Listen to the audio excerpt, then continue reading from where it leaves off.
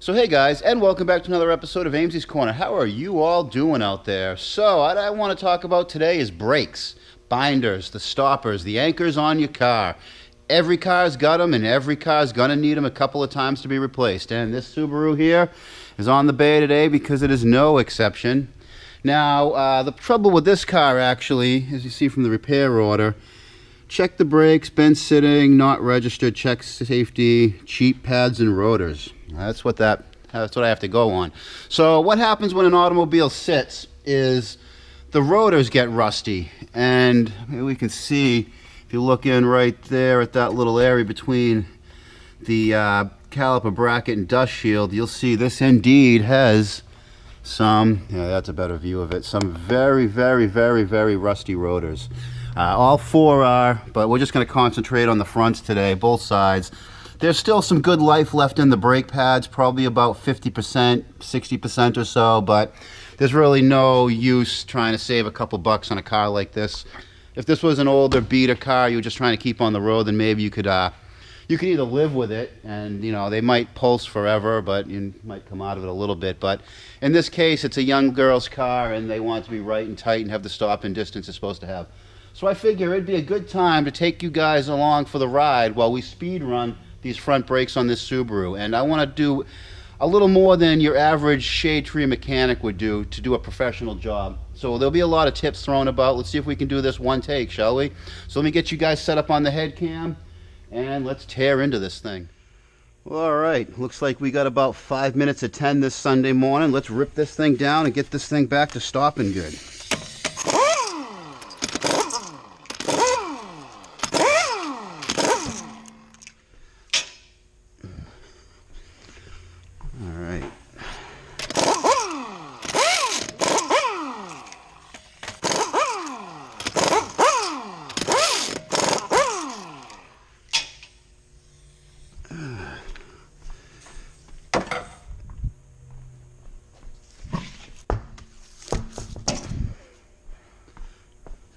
Looks like this thing just got some new rubber.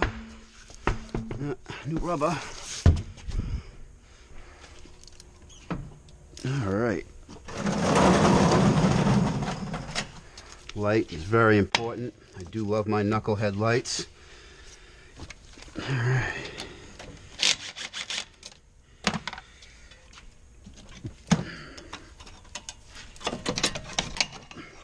There's a little tip right here. A lot of brakes you only have to take off one of the slide pin bolts because the other one will come out like that. Usually like to just let that sit right there. Gravity's got a good hold on it. We're not letting the caliper rest on the caliper hose. All right.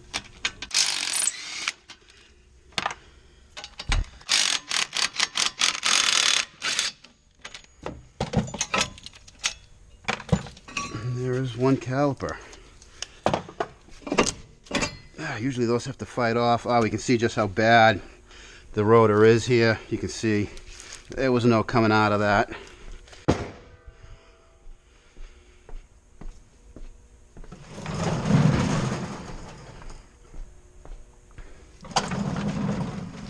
Also, this is the importance of a good service cart. You can just scoot all your tools and equipment from one side to the other in half a second without having to take it all off. I see people pile a lot of tools on lift arms. I don't think that's very organized. I don't think you can be very proficient doing it that way.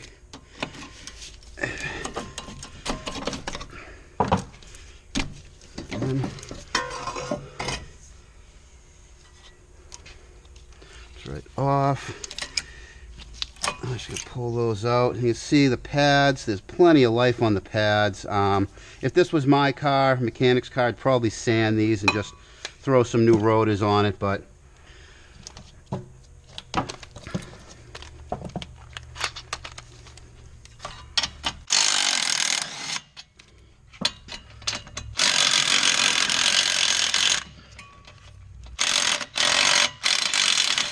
actually some of these like to freeze up too. That was actually stuck in the knuckle there slightly. This one's going to need a little bit of hammering off.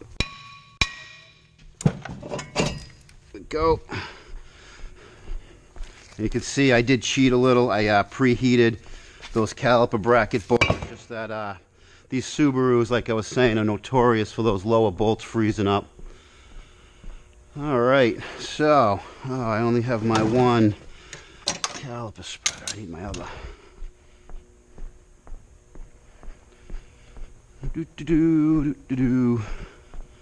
Should have had this already in place.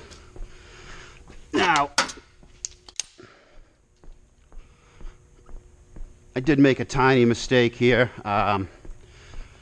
Typically, I like to collapse this left caliper before I take the right side apart, but I'm too busy trying to think ahead, so we'll just let that sit there. You don't want to collapse a caliper when the other side's apart. What'll happen is you're liable to push the pistons right out of the other side, so not a big deal. Cool little tool right here, caliper compressor. Get both of these calipers compressed right quick. Yeah, good. I was kind of afraid that one of these might have been sticking. Sometimes when they sit, these caliper pistons will stick. All right. Those calipers collapsed. Now, here are a few of the steps that a professional will take that a lot of the shade tree guys miss.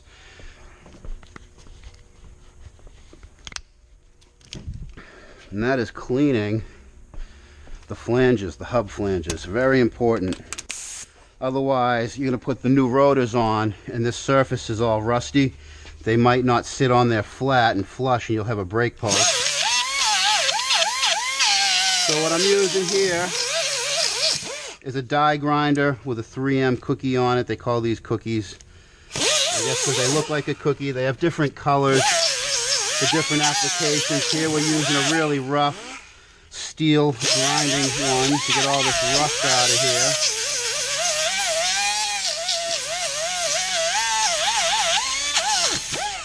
Now, one problem with this tool though, and using this for this, is you can't get in between the flange, this outer flange, and the studs. But let me clean this other side up and we'll pull out another tool to take care of that.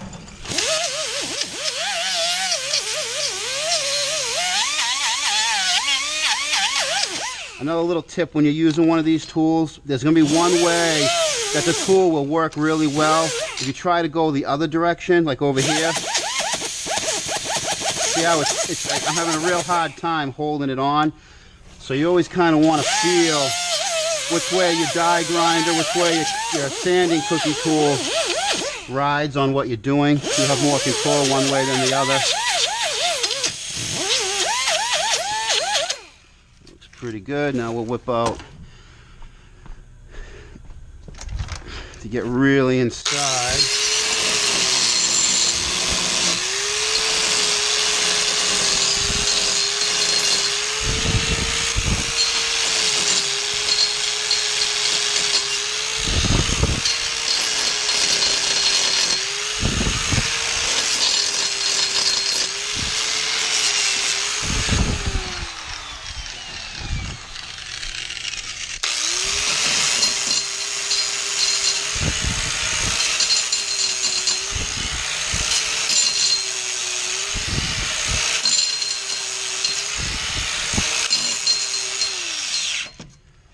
And there we go. Now, if you don't get all that rust out, you run the chance of having the brakes be pulsing again right after you're done. There's nothing worse than getting all done and having a problem. Another thing I use every single brake job. This is my most favorite penetrating lubricant. It's got a lanolin-based formula. I think we've talked about this before, but it's a great thing to use wherever you can't get, you know, any kind of paint on. Like, we don't want to paint that or anything, so we'll use a little bit of this to help keep the rust from forming. For the next time you do this, it'll be a little easier to clean, less chance that something's going to rust and bubble up. Not a lot. We don't want it so much on there that it's going to bleed out into the brakes. Just enough to kind of coat that flange. So now we're going to go to the next step that a lot of people, I don't think, are A lot of Shade Tree Mechanics miss. Now, we took this off the right. Remember, I took the pads off? I did that so I knew which one, while we were breaking it apart, was the right side. I could have marked this right when I come off. I always like to mark the right one. And the reason I like to mark the right one is, why would you ever want to mark the wrong one? So if you mark a part, right or left, you just mark one, you mark the right one. I didn't mark the wrong one. So.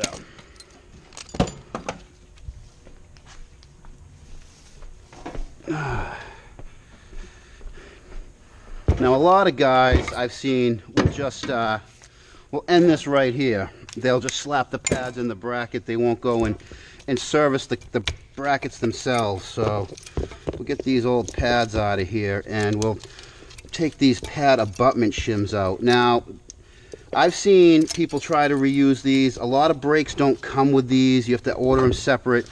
The brakes we have here actually came with them. These are you know, an AutoZone special. Customer wanted cheap brakes. They got their cheap brakes, but at least it's being done right. So make sure your pad abutment shims are the same, and they look exactly the same.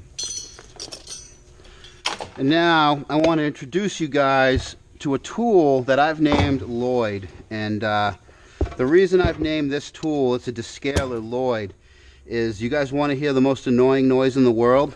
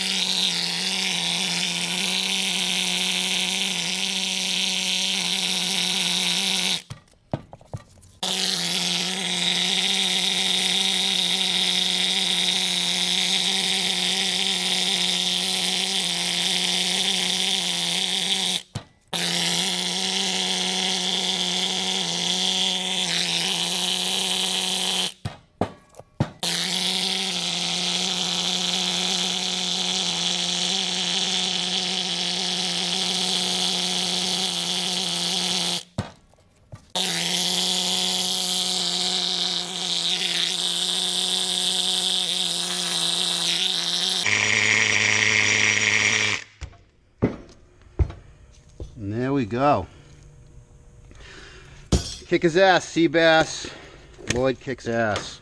And yeah, most annoying sound in the world, but I'll tell you, you can't complain with just how clean. Looks like I still missed an area.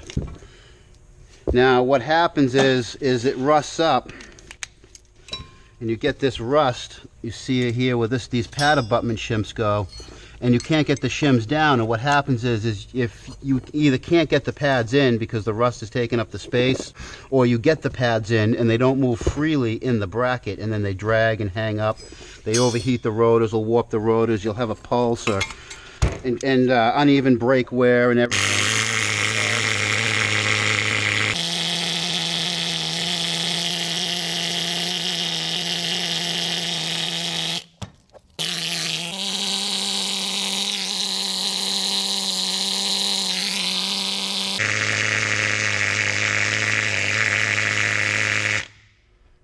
And there we have it. Nice clean calipers.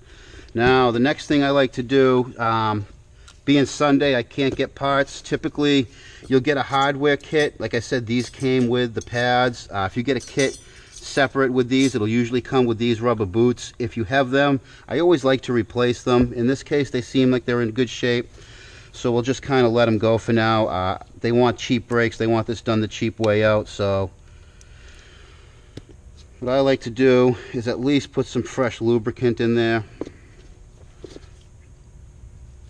Hopefully we'll be able to get that back in. Sometimes these rubbers can be a real pain.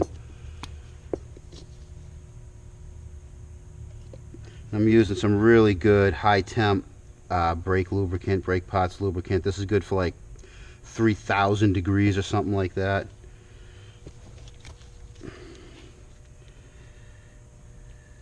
This goes in easy.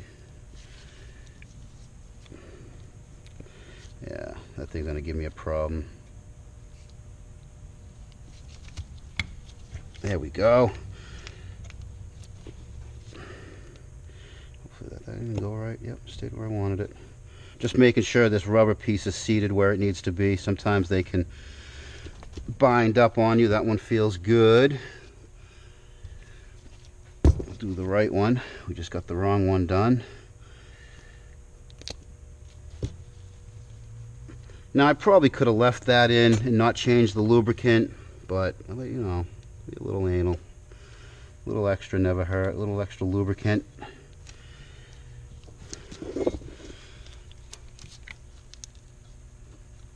This one's gonna fight me a little bit. Now what's happening is there's air behind it and I can't get the air. There we go. There we go. And we'll put those all important abutment shims on. Now these are all different styles, but they all do pretty much the same thing. They all work the same way. They basically just take up the space in the bracket, so when you're braking from reverse to forward, you don't hear the pads clunk in there. If you have a clunk noise when you back up and use your brakes and you go forward, the next time you use your brakes, it's because these are moving in and out. The pads are moving up and down in the bracket.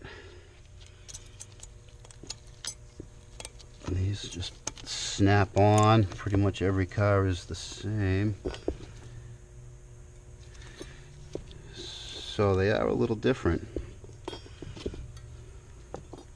I may have to reposition these once we get them to the car. If I just noticed these ones have these little wings on them. And these ones do not. I wonder what that's all about, but we'll figure that out when we get it on the car. Alright, next up, let's get these rotors on. Nice clean flanges. And you can see this stuff kind of has the same rust neutralizing. I wonder if this has some phosphoric acid in it, because I see where it's on the parts that we didn't clean as well. It's kind of takes care of it for me. I don't know if there's some phosphoric acid like I use for rust prevention in this stuff with the lanolin, or maybe it's just something with the lanolin. But yeah, fluid film. I use it as an assembly lube on stuff like this. All right.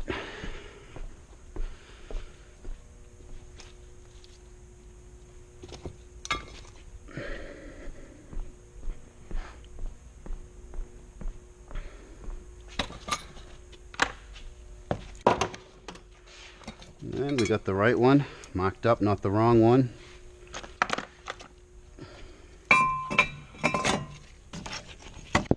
Sorry about that. Smack you guys on the fender a little bit, wake you up.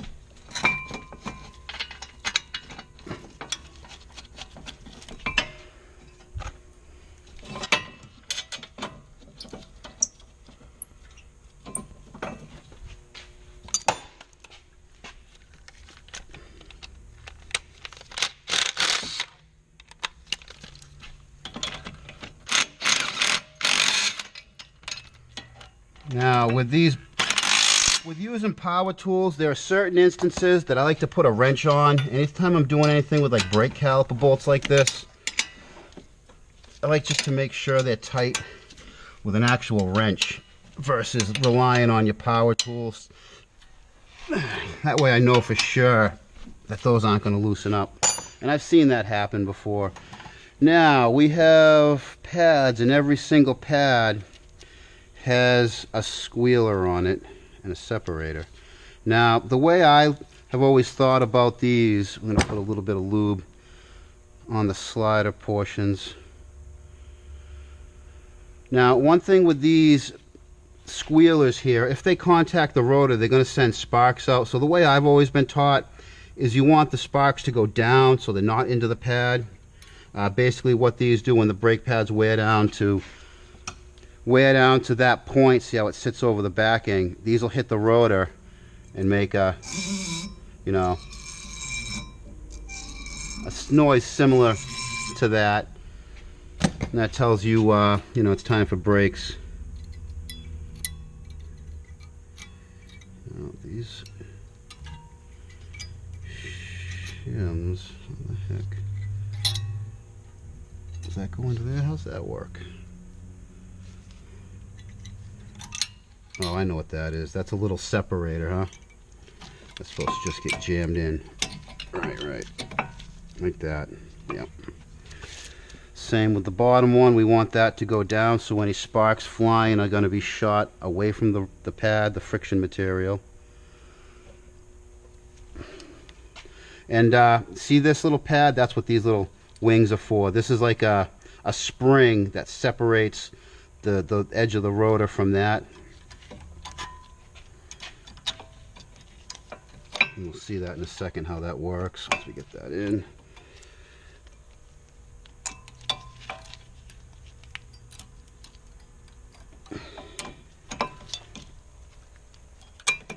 Yeah, that's how that goes.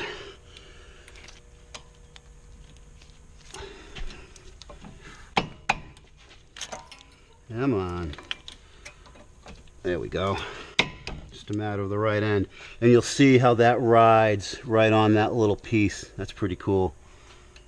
It kind of wants to shoot the pads apart. Alright, we'll go a little fresh lubricant on this upper slider, just because everything deserves nice fresh lube. Everything likes to be lubed up. And we'll make sure the brake hose isn't twisted, it's going the right way, and we will get that back on there. Make sure the boots are seated on the slide pins. Push those in. And there we go. One side just about done.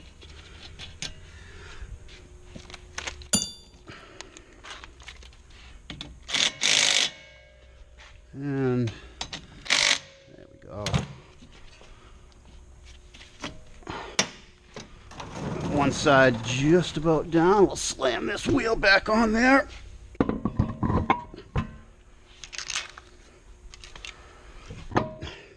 Now, when I'm putting wheels on, this is another little tip. I like to only put each lug nut on like a half a turn, maybe less than a turn.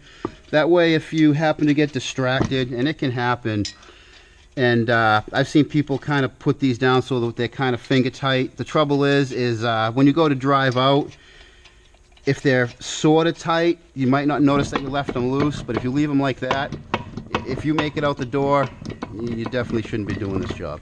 So let's get this other side together.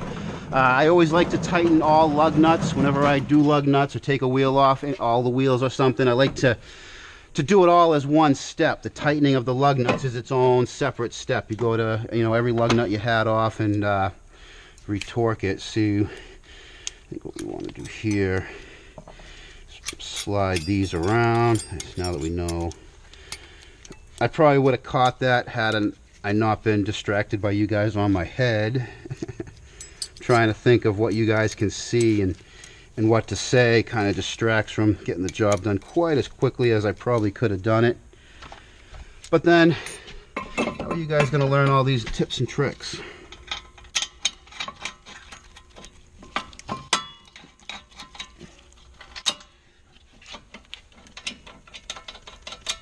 All right.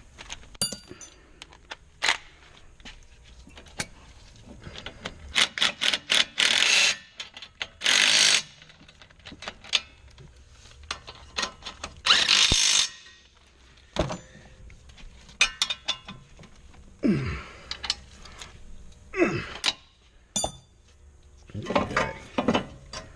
Get that grease off of it. Now might as well.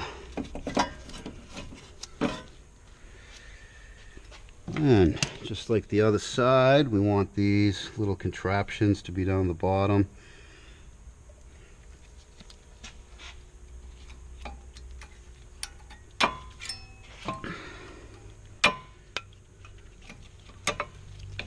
All right. Lube the sliders, very, very important. This side might be a little tougher to get in, or not. Perfect. All right.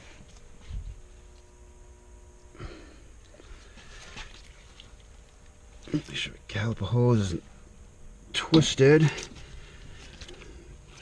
Smear the schmeg on there.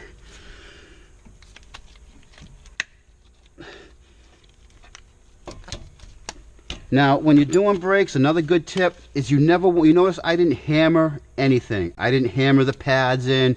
I didn't hammer the caliper down. If you have to force anything with brakes, you stand a good chance that something isn't going to release correctly, and you'll end up with, you know, smoked brakes, overheating brakes that don't release, poor fuel economy. Just want to make sure all these boots ride up on their little sealing areas. So yeah, you don't want to force anything together with brakes. You want it to go together pretty much as smoothly and butterly like that just went. These wheels on here. Now,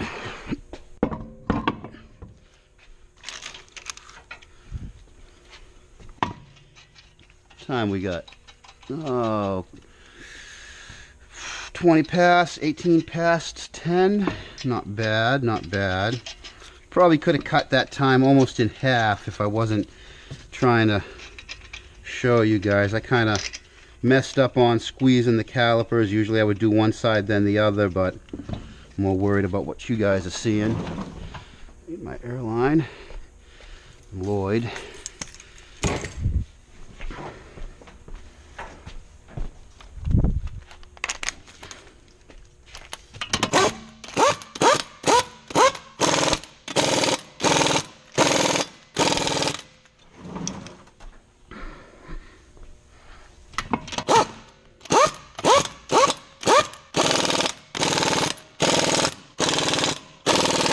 Boom, there it is, brakes, done. But yeah, that's the R&R, that's the remove and install portion done. The next step to a quality brake job is bedding in the brakes. So what I want to talk about briefly now is you guys might have noticed that these rotors are painted, and that friction area that the pads would roll on has this black coating. They call that a bed-in coating. That's supposed to somehow lubricate the pads just enough to put a good cut on the rotors, as they say. And I'll tell you, the first time you drive a car with this coating on it, it makes a ton of noise. It sounds like metal-to-metal brakes, but after the third stop, they clean up. So yeah, I gotta go do a bed these brakes in, but it being Sunday and this car's not on the road, and I don't actually have a repair plate to drive it, so I can't actually bed these in. A good bedding procedure, I'm sure you can find one online. I think Eric the car guy had a good one. But you basically want to get the brakes hot, good and hot till you start to smell them, and then you just make sure there's no pulsations. But I think for today, that's about enough. Well, and there we have it, guys. Front brakes in no time at all. So I hope you learned a little bit. I hope a couple of tips will help you out in the future. Here's a couple of tools that maybe you should be using to get a real quality brake job. A lot of this with cleaning the caliper bracket and using the descaler here is something that a lot of the shade tree guys wouldn't be able to do. But you could get the same results with a wire brush and some elbow grease, some work.